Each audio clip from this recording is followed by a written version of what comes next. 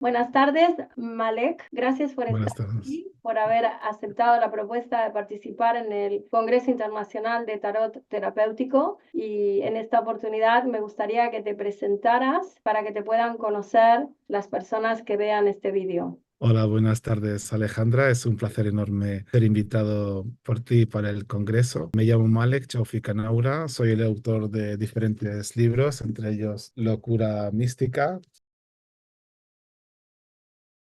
Locura Cíclica, también el tarot del mismo nombre, Locura Mística. También hemos colaborado juntos en un libro que es Animales según autores. Y también estoy trabajando en otros libros sin ánimo de lucro para ayudar a los animales. ¿De dónde te viene ese amor tan grande por los animales, Malek? Para empezar, mi madre tiene como 15 perros y 15 gatos por ahí y va alimentando a los perros por la calle. También mi chica, teníamos dos galgos, uno se nos fue, Tanguito. Tenemos un gatito, tenemos una tortuga, así que estoy Todo un rodeado poco. siempre de animales. Y también tengo que agradecer a mi chica, que es Marta, que es comunicadora animal y que me metió bastante a fondo en el mundillo de los animales y a ser más sensible al respecto. Cuéntanos un poco, ¿cuándo reconoces tu don? ¿Cómo te das cuenta que tienes esta capacidad? ¿Cómo empieza todo? Para resumírtelo, mi madre es tarotista y desde pequeña ella usaba el tarot y no se esperaba de que yo iba a ser tarotista. De hecho, he estudiado ingeniería, estoy trabajando de ingeniero informático y fue a través de el retorno de Saturno que me sucedieron varios acontecimientos fuertes, entre ellos el fallecimiento de mi padre, de mi abuelo, unos viajes donde quería ir a vivir en Europa, quería vivir en Alemania, en Londres y no cuajó, pero bueno, fueron aprendizajes súper importantes que me hicieron hacer preguntas muy profundas sobre la vida y realmente todo empezó haciendo el Camino de Santiago. Hice el Camino de Santiago, tuve experiencias místicas que me cambiaron 180 grados mi perspectiva de la vida y ahí es cuando me empezaba a preguntar sobre la espiritualidad. De ¿Puedes hecho, contarnos algo acerca de esas experiencias místicas? uf, son un montón de experiencias. Podría citar historias de estar andando en la naturaleza y de repente sientes que eres parte del Vale. universo. O sea, imagínate yo que soy muy urbanita, de repente me siento unido a todos, siento los árboles, siento que estoy conectado a los árboles, a la naturaleza y que formo parte de ella. Y luego, pues como que empezaban a hablarme, ¿no? Los árboles o empezaban a hablarme los bichitos que iba viendo en el camino y además las experiencias que he ido compartiendo entre los peregrinos, que los llamaba psicopacientes porque todos éramos psicólogos y todos éramos pacientes. Y había historias muy fuertes. Voy a citar algunos ejemplos, ¿no? De un señor, por ejemplo, me acuerdo de que no tenía buena cara, que parecía que tuvo una vida muy intensa y que yo tenía el prejuicio a la hora de verle como que había bebido mucho en su vida. No, no vivido, había bebido mucho y que no veía que no aportaba valor, ¿no? Y cuando le escuché hablando, estaba haciendo el camino por una causa mucho más noble que la mía, ¿no? Yo quería descubrirme a mí mismo y él lo estaba haciendo por sus amigos que han ido falleciendo a lo largo de los años y que se habían prometido hacer el camino juntos. Qué bonito. Y eso era muy fuerte. Otra historia era el ver a un hombre estadounidense, todo loco, que empezaba a reírse con todo el mundo, iba con una jaulita, con un jarrón dentro, no sabía qué es lo que llevaba, hasta que un día nos reunimos todos en uno de los albergues y cada uno contaba su experiencia. Y él llorando estaba contando su vida, ¿no? Que se había casado con su mujer, querían hacer el camino pero no podían porque tuvieron el primer hijo, luego tuvieron el segundo, seguían sin poder hacerlo, el tercero seguían sin poder hacer el camino, luego los hijos han ido creciendo, ellos tenían otras ocupaciones y no podían hacer el camino, luego los hijos crecieron, la universidad no podían porque tenían unos gastos, luego los nietos, o sea, nunca han podido hacerlo hasta que un día la mujer se enfermó y se murió. Y él estaba llorando cuando contaba eso, ¿no? Y cuando llegó ese momento dijo, ahora que estoy solo, tengo el tiempo de hacerlo, pero lo podíamos haber hecho antes. Y lo que llevo conmigo es las cenizas de mi mujer. Wow. Eso era muy fuerte. Otra historia de las tantas que también te cambian la vida es ver un hombre que tenía como 75 años andando como al mismo ritmo que el mío, que tenía 27 o por ahí, 27 años. Y el tío iba a un ritmo muy intenso, ¿no? Y no entendía, ¿no? Y de repente un día le veo con las gafas rotas. Se había caído, se le rompieron las gafas con heridas y todo. Y de repente le digo, ¿qué es lo que te motiva? ¿No? Me dijo, era italiano, la fe en Dios, tenía la fe en Dios. Entonces entendí que la fe puede mover montañas Bonito. y Para muchas quienes experiencias más. sean de otros países y no conozcan lo que significa el viaje, ¿no? A hacer el Camino de Santiago, ¿qué significaba para ti? Pues para mí era la reconexión conmigo mismo y con la espiritualidad, evidentemente. Estaba viviendo pues la vida tradicional de lo que se esperaba de mí, ¿no? Sacar la carrera, comenzar a trabajar, tener una vida de rutina habitual, ¿no? Y después de ese retorno de Saturno que os he contado más o menos antes, no me era suficiente, no me sentía lleno. Entonces tenía que llenar ese vacío con respuestas más que preguntas que ni siquiera había tenido antes. Y el camino pues supuso el antes y después. Mi madre cuando me vio dijo, es como si cogieras una persona y la transformaras en otra. Entonces fue... Y desde entonces sigo haciendo el camino cada año Ah, sí. por la conexión con la naturaleza, con conocer nuevas personas, reconectar con otras almas, ¿no? Que al fin y al cabo compartimos el mismo viaje y cada año pues tampoco estoy en mi estado de pureza, ¿no? Siempre estoy aprendiendo de los demás y también me enriquecen, ¿no? Ver diferentes puntos de vista y los motivos por los que viaja cada uno. Mira, una historia que viví el año pasado en el camino era una italiana que estaba haciendo el camino, toda silenciosa los primeros días y con el tiempo no íbamos teniendo confianza y ella tenía una hija que tenía un cáncer terminal y había hecho una promesa, a no sé qué santo era, no me acuerdo ahora, y le dijo, si mi hija se cura, hago el camino. Entonces su hija se había curado y emprendió ese viaje. Es muy motivador. Y ver a tanta gente que se moviliza con ese fin Es bonito. no tiene precio, es como muy humano, ¿no? Fuera del mundo de la tecnología, del ordenador, de la oficina, de la rutina. ¿Qué significa para ti el tarot terapéutico? El tarot terapéutico, desde luego, para mí lo veo como una herramienta que ayuda al consultante, ¿no? Al que tienes enfrente. Sin embargo, tengo una pequeña queja porque me gusta encasillar las cosas, ¿no? Hay gente que ve el tarot terapéutico como tarot psicológico. Yo lo llamo tarot psicológico porque en general a la hora de hablar del tarot terapéutico, pues están tirando de conocimientos psicológicos de personajes como Jung, Freud, etcétera, etcétera, ¿no? Lacan, todos los personajes importantes de la psicología, psicoanálisis y lo demás. Sin embargo, al hablar de terapéutico, no estamos hablando de terapias. Me explico. Entonces, yo veo el tarot terapéutico como un tarot que es aplicable o combinable con otras terapias. De hecho, yo defiendo de que el tarotista tiene que tener formaciones en terapias para poder hacer tarot terapéutico. Y no solamente a través del tarot vas a resolver un problema. Muchas veces tienes que recurrir a otras terapias. A la hora de combinarlas, se transforma en tarot terapéutico. Un ejemplo típico que suelo decir, llega una persona que está aturdida, que está muy ajetreada por un acontecimiento que le ha ocurrido, como la torre, ¿no? Un accidente, ¿no? Una separación, un fallecimiento, lo que sea. Por mucho que le hagas una lectura del tarot, esa persona no se va a sentir bien después de una hora de sesión con él. Por mucho que le digas muchas cosas, él está en otro estado, no está siendo receptivo a la lectura del tarot. Él lo que quiere es una ayuda. Bien, pero esa ayuda no lo va a recibir a través del tarot. Le puedes decir todo lo bonito del mundo, le puedes hablar de predictivo de que le va a ir bastante bien, pero no va, sí, va a seguir aturdido.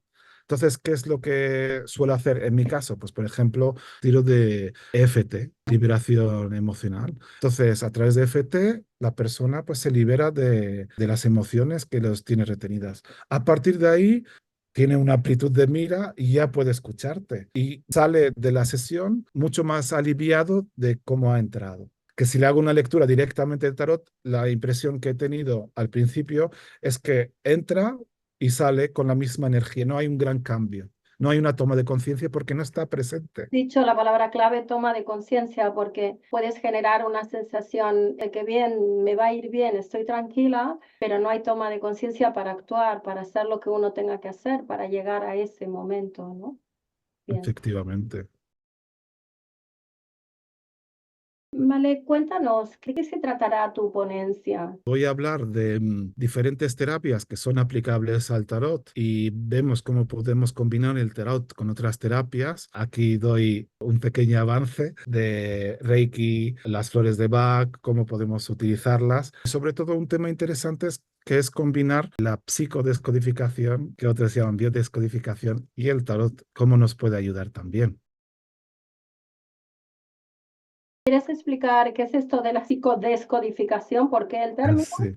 Sí, vale, el término biodescodificación no se emplea hoy en día porque es una marca registrada y diferentes escuelas han ido cambiando el nombre. Yo formé parte de una escuela que lo llamó psicodescodificación. Consiste en poder detectar las enfermedades que tiene cada persona o conocer cuál es el origen de esa enfermedad, el origen emocional, atacar el problema para poder tomar conciencia y por consiguiente sanarse. Muchas de las enfermedades pueden ser producidas por algo que nos ha acontecido en nuestro día a día, pero en general suelen seguir como unos patrones. Cada X años tengo este problema o cada X años tengo esta recaída y hay que hacer un estudio de dónde viene ese problema. Y muchos de los problemas no solamente vienen de nuestra edad adulta, provienen de nuestra adolescencia y sobre todo de nuestra infancia, que lo llaman proyecto sentido, que ni siquiera es la infancia, es la concepción, cómo fuiste concebido, cómo fue el embarazo, cómo fue el parto, cómo fueron los 3 primeros años de tu vida. Y si no encontramos la solución ahí, pues vamos tirando del árbol genealógico y Bien, ver qué problemas han tenido nuestros padres y nuestros abuelos, bisabuelos, y hacer un estudio similar a la de las constelaciones familiares entonces, que le llaman ¿cómo transgeneracional. encajaría ahí el tarot? ¿Cómo encajarías el tarot con la psicodescodificación? Pues de diferentes aspectos. Simplemente por haber citado concepción, embarazo y nacimiento y los 3 primeros años de vida, ya es un arcano cada uno, por ejemplo. Mm, ¿Sí?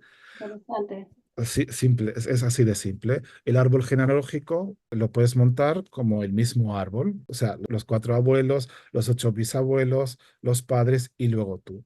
Y en función de eso, pues dejaré como la reserva para la ponencia para contar Llegará, más, te pero en dejamos función de eso pendiente. puedes detectar, pero más o menos ya se van viendo. Y Interesante. luego también se relaciona pues los males. O sea, no diagnosticamos, siempre recomendamos que el médico es lo primordial, es el que tiene que seguir el consultante. Nosotros somos como un pequeño respaldo. Entonces podemos saber a través de los arcanos, por ejemplo, si preguntamos sobre la enfermedad, nos sale la templanza, pues nos puede hablar de retención de líquidos, nos puede hablar de los riñones. Otra fácil que sería la estrella, que nos puede hablar de los ovarios en caso de la mujer o problemas de fertilidad, etcétera. Malek, en tu experiencia, ¿te han tocado médicos con la psicodescodificación y el tarot?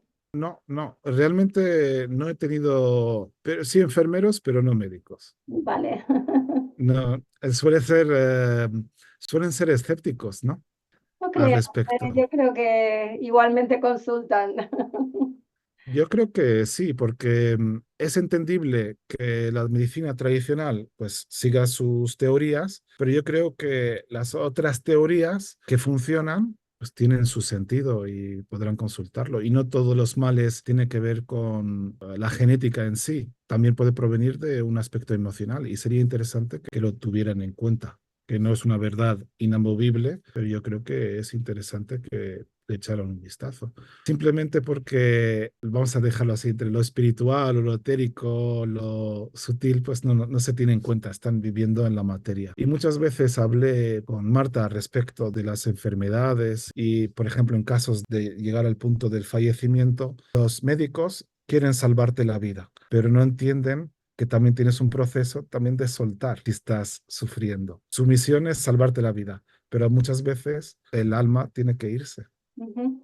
y no puedes retener intubado, por ejemplo, al padre de Marta que estuvo malito y ella tenía la decisión de poder prolongar su vida, pero lo estaba viendo sufrir y el médico su labor es tenerlo en vida el máximo de tiempo posible, pero hay algo más elevado que está dentro de nosotros que es como pensar en el bien de la persona y no en nuestro propio interés, ¿no? y a veces es dejar ir, porque vamos a mantener una persona entubada X meses y ya. Malek, me gustaría preguntarte algo personal. ¿En qué punto lees las cartas y te basas en una teoría del significado de cada carta, arquetipos, arcanos, etcétera? ¿Y en qué punto canalizas, recibes información, conectas con otro mundo o con algo? Son diferentes fases, ¿no? Está el aspecto visual, si hablamos de problemas de dientes, si estamos viendo la fuerza, abriéndolos, la boca del león es visual. Luego tú tienes el aspecto intuitivo de ver más allá de lo que es visual. Y luego, en función de la pregunta, las informaciones que recibes.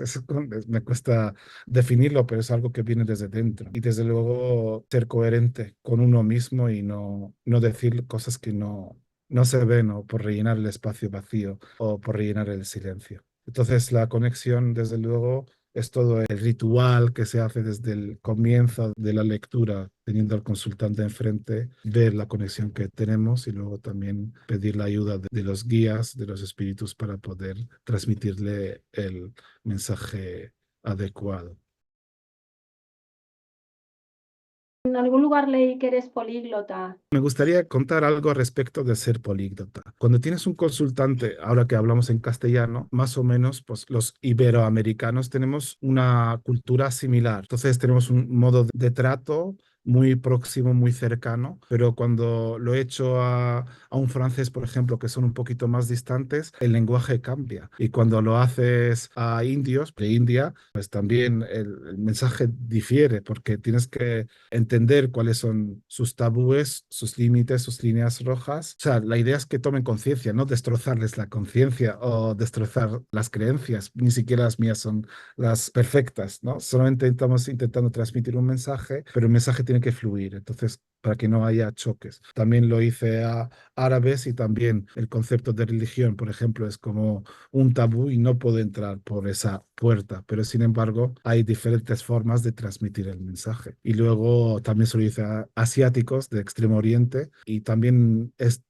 otra forma de hacer la lectura. Es la misma lectura, pero otra forma de transmitir los mensajes. Y luego la comunicación es diferente. Los mediterráneos, por decírnoslo así, somos como más directos, ¿no? Hay una pregunta-respuesta y apenas hay un espacio entre una pregunta y respuesta. Los asiáticos es mucho más amplio. Hay un silencio brutal, ¿no? Entre, ¿sabes? Como de, retengo lo que me has dicho y luego contesto. Es como más lento, ¿no? Pero son formas diferentes de comunicación.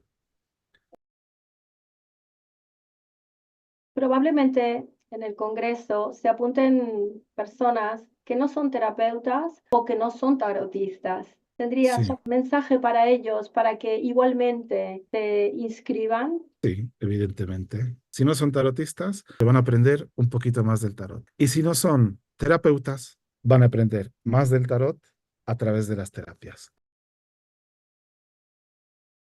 He pedido a los ponentes que en su ponencia hagan una pequeña parte práctica, si es posible, para que el participante pueda interactuar con el ponente. ¿Tienes pensado qué vas a hacer o todavía no? En la ponencia en sí tengo algunas transparencias con ejemplos de base de tiradas que hemos comentado antes, de concepción, nacimiento, embarazo. No doy un ejemplo, pero sí que hago un ejemplo por ahí del árbol genealógico. Hago un ejemplo de enfermedad, buscamos la información relacionada con dicha enfermedad y cómo lo podemos aplicar en el tarot. Evidentemente, una lectura práctica en vivo va a ser más difícil porque tengo que buscar el origen emocional de la enfermedad y traducirla en una lectura y hacerla en vivo va a ser más difícil, pero sí que cito ejemplos que son totalmente, digamos, aleatorios y que me parecían interesantes. Y por último, sé que has participado en muchísimos congresos y te veo en todas las redes del tema de tarot. Me gustaría saber si en este congreso te gustaría que pasara algo diferente o que te hiciera alguna pregunta que hasta ahora no te han hecho? Yo creo que cada encuentro, cada ponencia, cada organización tiene su propia energía y cada congreso tiene su propio público. Entonces, a mí me gusta fluir, descubrir cosas nuevas y sobre todo lo que me interesa es que se sientan libres de preguntar y de proponer algunas sugerencias y si no están de acuerdo, pues poder rebatirlo. Eso sería lo que creo que podría enriquecerlo, ¿no? Darle un espacio al público que pueda rebatir, que pueda decir que no están de acuerdo, o si están de acuerdo, pues dar un ejemplo y poder enriquecernos entre todos, porque lo comparto al mundo, pero también quiero que el mundo comparta conmigo. Es un dar y recibir, no recibir aplausos de me gusta o no me gusta. Ya, que a la gente también le gusta mucho compartir eso, ¿no? De poner felicitaciones o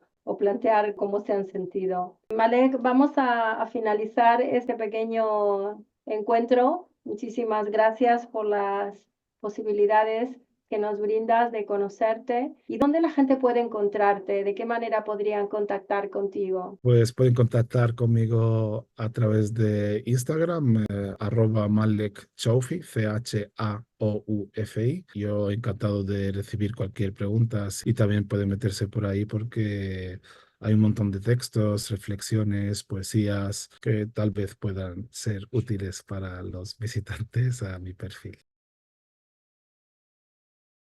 Ahora que me acuerdo que hablas de eso, ¿no? He pedido también a los ponentes que si tenían ganas, que hagan un regalo a los participantes. Podríamos tener alguno de tus poemas que sé que son preciosos. Será un placer enorme compartirlo con vosotros y confío en que guste.